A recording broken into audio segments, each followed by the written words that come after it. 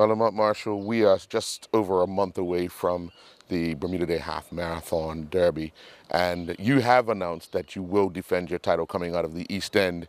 Why do you think this race has been so successful and you going for a third time? For me, hands down, it's the 110th time they run it. I want to say it's probably one of the longest run events in the world. Like, you talk about events surviving through, the times. This is one of them. And for me, defending my title was everything. I set out to last year after winning it. It'd be great to come out from the East just to, I was glad that they did change it in 2015 so that, just like cup matches is coming from the East and West alternate. And it presents itself with different challenges, both routes. I personally think that it's slightly easier from the east because it's less inclines. It's about the same amount of hills, but I feel less inclines. And if you look at overall the times, everyone's times seem to be marginally faster from the east. So I'm excited to defend my title this year. You've set a lot of records this year, broken a lot of records already. Do you set yourself up for a fast time this time around, or are you going to wait to see what conditions will be like?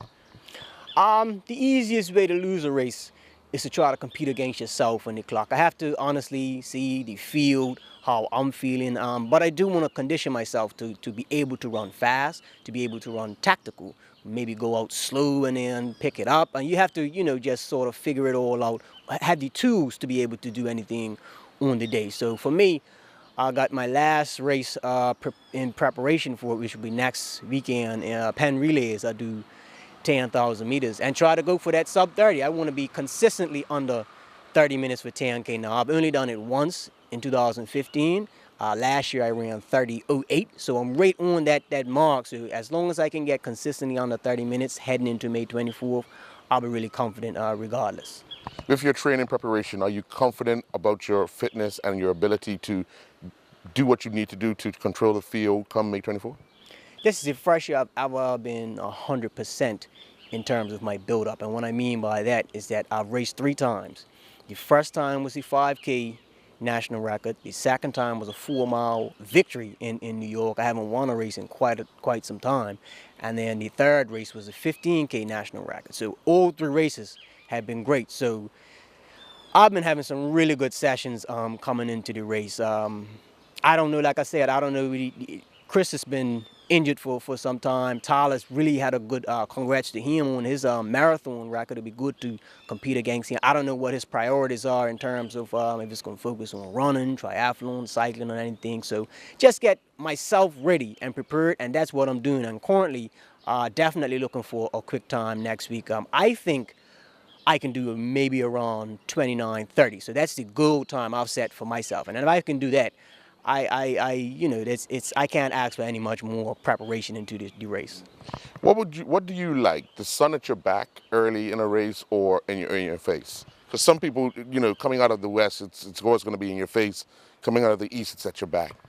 For me, it actually never mattered because I train in it every single day. Usually I train around maybe 8, 9 o'clock. The race starts at 9 o'clock. So for me, it's absolutely no different. I think that I handle the heat pretty good. I've never really had any struggles with it. If it's humid, your times will show and you might not feel it as much. Your times sometimes will show it, but weather-wise, I've never really had a problem with it. You get to run across your neighborhood in this race. Does that kind of distract you just for a minute when you hear that noise, when you're about to hear that noise and those people really go wild for you? Of course, and that's one of the reasons I like the switch. Coming out of Somerset, yes, it's very nice, and you have that support.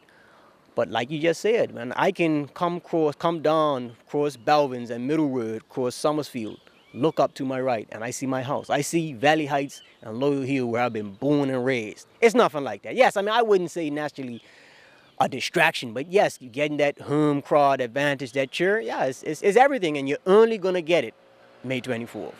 Well, good luck. Good luck next week. We'll keep in touch with you, see how you're doing. Hopefully you can break that 30-minute mark, and we'll see you at the finish line on May 24th. Yes, thank you.